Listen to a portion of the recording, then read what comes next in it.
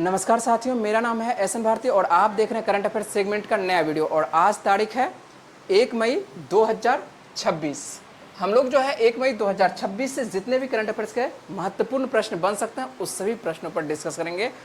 PDF जो है आप हमारे टेलीग्राम चैनल से डाउनलोड कर सकते हैं, जिसका लिंक मैंने इस वीडियो के डिस्क्रिप्शन बॉक्स में दे दिया है। तो आप इस लिंक पर जाकर टेलीग्राम चैनल ज्वाइन करके अपनी सुविधा के अनुसार आप पीडीएफ से भी पढ़ाई कर सकते हैं। और हम लोगों को जो है थंबनेल पर देखने को मिल रहा है क्या भारत की पहली ट्रांसजेंडर क्रिकेटर अंपायर कौन बन चुकी है। तो इसके बारे में हो सकता है कि आपको आने वाले दिनों में ये प्रश्न पूछा जा सकता है। यदि प्रश्न पूछा जाता है तो हम लोग कवर करेंगे इस प्रश्न को। लेते हैं आज का पहला प्रश्न आपके लिए। आज का पहला प्रश्न क्या है? पहला प्रश्न है दिवस से संबंधित, है ना। जब भी कोई दिवस महत्वपूर्ण होता है तो वह दिवस आप लोगों को बताते चलते हैं। और जितने भी आपको दिवस देते हैं वह दिवस आपको किताबों में नहीं देखने को मिलेगा, तो ये ध्यान रखिएगा। चलिए, आज तो आप लोग भी कर सकते हैं ना, अभी एक बार सुन सकते हैं, ठीक है। चलिए बता सकते हैं आप लोग, साथ साथ चलिएगा, ठीक है। आयुष्मान भारत दिवस जो है आपको देखने को मिल रहा है प्रतिवर्ष किस दिन मनाया जाता है। तो आयुष्मान भारत दिवस प्रतिवर्ष कितने तारीख को मनाया जाएगा? तो ये 30 अप्रैल को हाल ही में जो है आयुष्मान भारत दिवस मनाया गया है ना।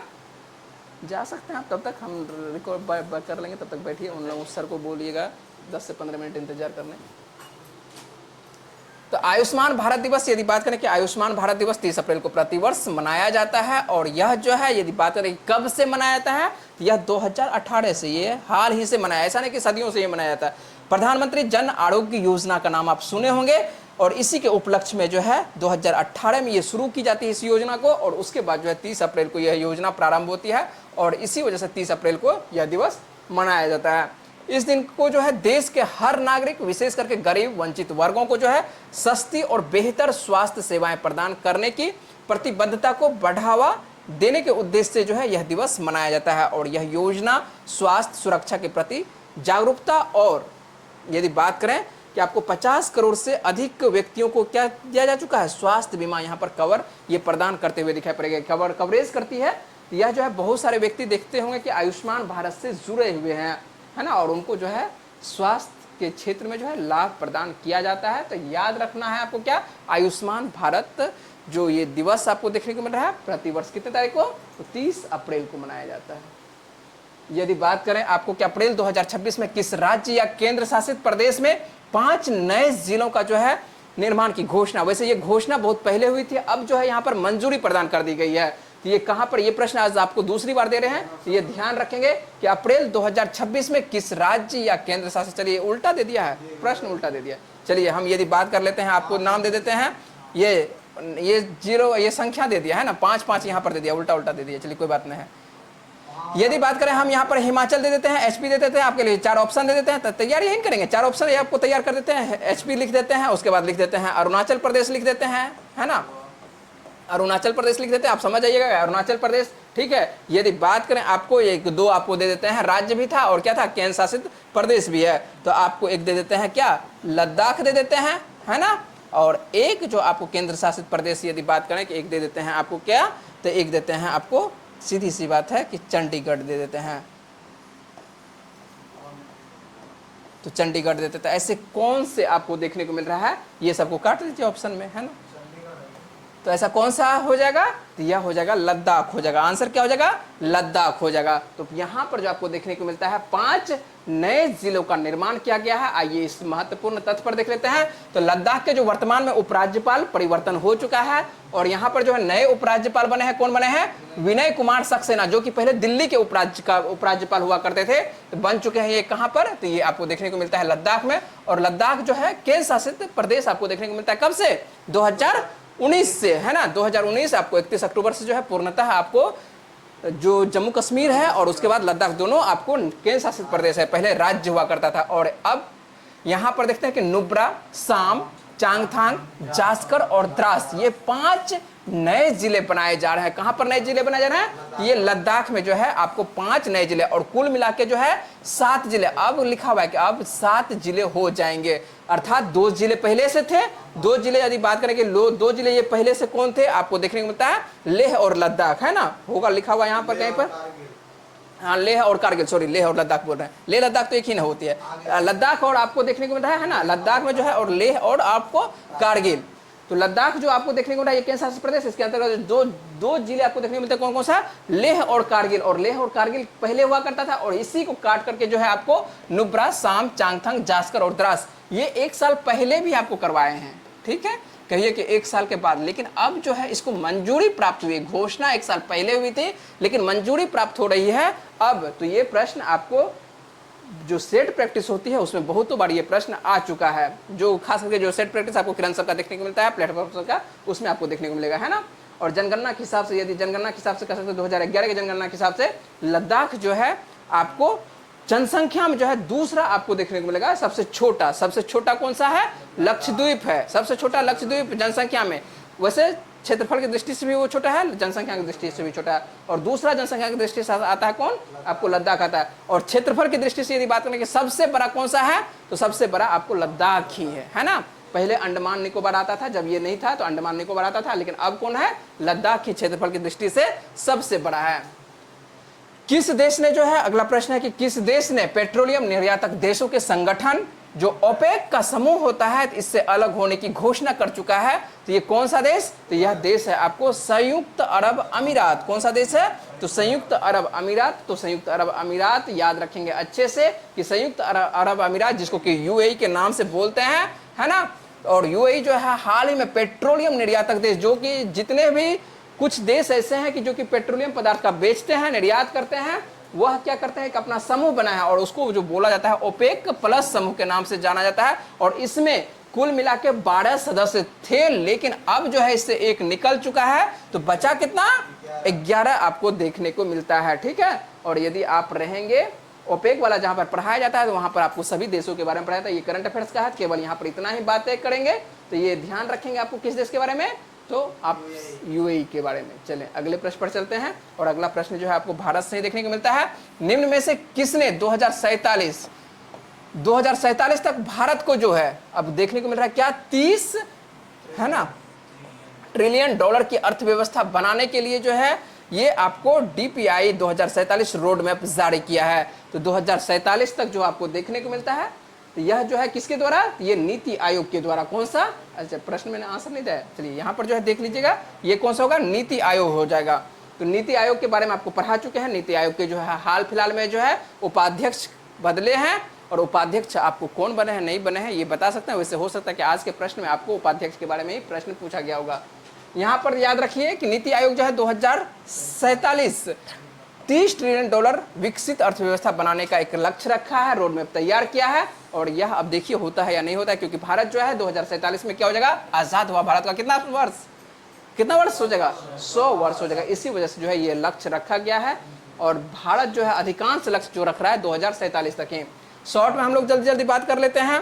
अगला बात करते हैं कि कॉमनवेल्थ यूथ आपको जूनियर वेट लिफ्टिंग चैंपियनशिप 2026 कहां आयोजित की गई है, जिसमें आपको भारतीय वेट लिफ्टरों ने जो है 4 स्वर्ण पदक जीतने में कामयाब होता है। तो 4 स्वर्ण पदक जीतने में कामयाब हो रहा है। ये खेल का आयोजन हो रहा है समाओ में, ठीक है। यदि बात करें कि समाओ, तो समाओ आप यहाँ पर देखने को मिलेगा क्या, आपको कॉमनवेल्थ यूथ वाला खास करके, है ना। कॉमनवेल्थ आप समझ रहे हैं कि कॉमनवेल्थ गेम भी होती है, और लेकिन ये क्या है, यूथ वाला है। और यहाँ पर जूनियर वेट लिफ्टिंग चैंपियनशिप में भारत जो है कुल मिला के कितना स्वर्ण जीतने में सफल हो रहा है, तो 4 स्वर्ण पदक जीतने में क्या हो रहा है, सफल हो रहा है। तो याद रखेंगे कहाँ पर, तो ये आपको समाओ, और समाओ की जो आपको जो क्षेत्र आपको देखने को, ये आपिया में होती है यह खेल का आयोजन।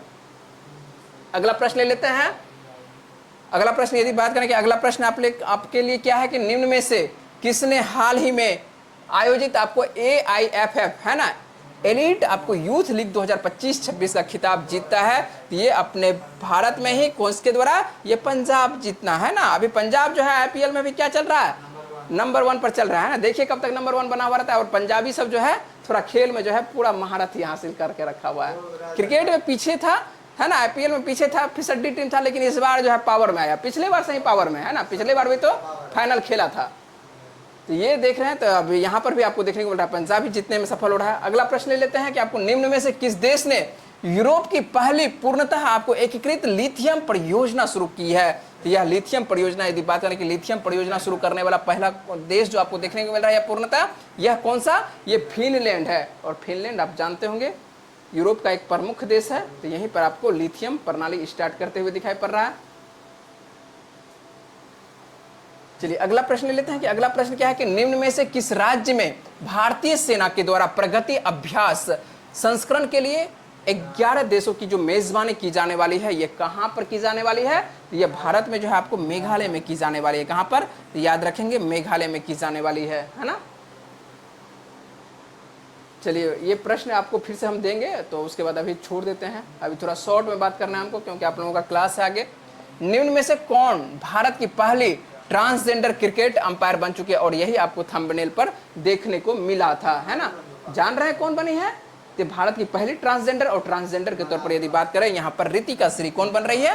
रितिका श्री आपको देखने को मिलती है। यही जो है आपको क्या बन रही है? भारत की पहली आपको ट्रांसजेंडर बन रही है, अंपायर बन रही है। तो ये रहने वाली कहाँ की है? यदि बात करें तो रहने वाली ये तमिलनाडु की है। 31 वर्षीय आपको रितिका श्री भारत की पहली ट्रांसजेंडर क्रिकेट अंपायर बन रही है। और जब क्रिकेट अंपायर बन रही है तो यह जो है आने वाले दिनों में जो है आपको मैदान पर देखने को मिल जाएगी।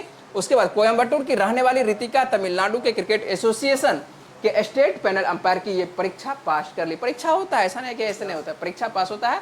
नियम कानून होती है कि क्या नियम कानून है उसके बारे में आपके पास जानकारी है या नहीं है। और ये जो आपको देखने को मिल रही है यही रितिका श्री आपको देखने को मिलती है ना। यदि बात करें आज का 10वां प्रश्न क्या है, तो 10वां प्रश्न जल्दी से ले लेते हैं कि भारत का सबसे बड़ा मशरूम उत्पादक राज्य बनने के लिए किस राज्य ने आपको 13,000 करोड़ रुपए का जो है विशाल मशरूम मिशन जो है शुरू किया है? तो ये कौन सा राज्य? तो ये आंध्र प्रदेश है ना। मशरूम की खेती आप भी कर सकते हैं, मशरूम को तोड़ कर लगा देंगे, है ना। थोड़ा सा रहेगा क्या, नमी रहेगा, तो वो भी आप भी खेती कर सकते हैं। और मशरूम आप लोग खाते होंगे, है ना। मशरूम कुछ मशरूम जो है विषैला मशरूम भी होता है, ध्यान रखेंगे, है ना। सभी मशरूम जाके गाँव घर पे वाला मशरूम नहीं उठा के खा लेंगे, ठीक है। गाँव घर में क्या बोला जाता है कि यह जो है क्या है, गोबर छत्ता है, वो गोबर छत्ता ही नहीं बोलता है। हाँ चलिए, और गांव घर में कहा था कि ये सांप इसको बना के रखा है ना। चलिए सांप नहीं बना, गांव घर में पूरी तरह से कहानी है।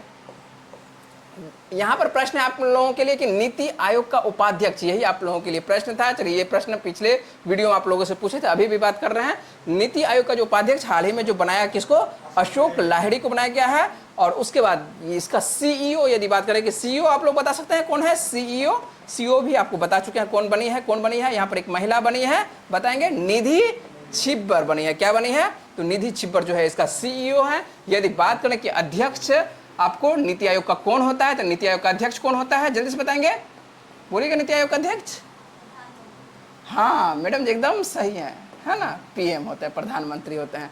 तो जो नीति आयोग के अब प्रधानमंत्री, जो भी प्रधानमंत्री होंगे तो स्वाभाविक वह ये क्या हो जाएंगे, उसका अध्यक्ष हो जाएंगे। प्रधानमंत्री अध्यक्ष हो जाएंगे। उपाध्यक्ष आपको नए नए उपाध्यक्ष बन रहे हैं, है ना। के सुमन, ये बेरी जो थे, सुमन बेरी, उनके स्थान पर ये अशोक लाहिड़ी बन रहे हैं। हाल फिलहाल में इनका नियुक्ति हुई है। निधि छिब्बर आपको कुछ दिन पहले जो आपको 15 से 20 दिन पहले जो है निधि छिब्बर आपको सीईओ बन रही है। ये 3 प्रश्न आपको नीति आयोग से। और यदि बात करें कि नीति आयोग का गठन कब होता है, तो नीति आयोग का गठन कब होता है? 1 जनवरी, बोलेंगे 1 जनवरी 2015 को, है ना। 1 जनवरी 2015 को जो है योजना आयोग के स्थान पर नीति आयोग आ जाता है, ठीक है। और अभी जो ये काम करती है नीति आयोग सरकार के लिए, ये थिंक टैंक के रूप में काम करती है। किस रूप में? ये थिंक टैंक के रूप में काम करती है। थिंक टैंक यदि जान रहे तो अच्छी बात है, नहीं जानते तो इकोनॉमिक्स में आपको पढ़ाएंगे सर, है ना। जो भी सर पढ़ाएंगे आपको इकोनॉमिक्स वहाँ पर सर पढ़ाएंगे थिंक टैंक क्या होती है। क्या बोले? तो कोई सर तो पढ़ाएंगे ना आप लोगों को। अब जो भी सर पढ़ाए, है ना। अब कौन पढ़ाएंगे ये तो हम नहीं बता सकते आपको कौन पढ़ाएंगे। चलिए यहाँ पर देख लेते हैं। आज का प्रश्न आपके लिए है, जो ऑनलाइन देखेंगे उनके लिए ये प्रश्न छोड़ के जा रहे हैं। और इस प्रश्न का जवाब आप लोग भी कमेंट करिएगा भाई साहब। आप लोग यूट्यूब पे नहीं जुड़े हैं मेरे यूट्यूब से? आप जुड़े हैं किस चैनल से? इस चैनल से जुड़ेंगे, है ना। ये चैनल जो है नया वाला जो चैनल बनाए हैं, इस चैनल से जुड़ेंगे। जीएस मानचित्र, है ना, MANCHITRA देंगे, है ना। जीएस मानचित्र, है ना। जीएस मानचित्र, हाँ इंग्लिश में तो जीएस मानचित्र ही लिखना पड़ेगा। यदि हाँ हिंदी में बात करें तो जीएस मानचित्र लिखेंगे, है ना। जीएस मानचित्र।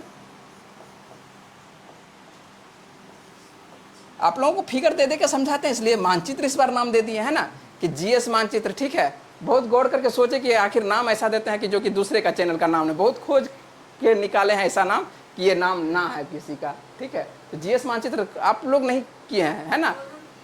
कहाँ फीमेल का एक भी देख नहीं रही, कोई नहीं देख रही है फीमेल वाला, है ना। ठीक है, ये देखते हैं कि कहीं पर भी फीमेल नहीं जा रहा है, क्या कह सकते हैं उसमें, वीडियो में वाचिंग नहीं जा रहा है ना। पुरुषों का तो वाचिंग है, आप लोगों का तो इसका मतलब है नहीं देखते होंगे। ठीक है, हाँ, फीमेल का फिर नहीं है। आप देखिएगा, क्या क्या बोले,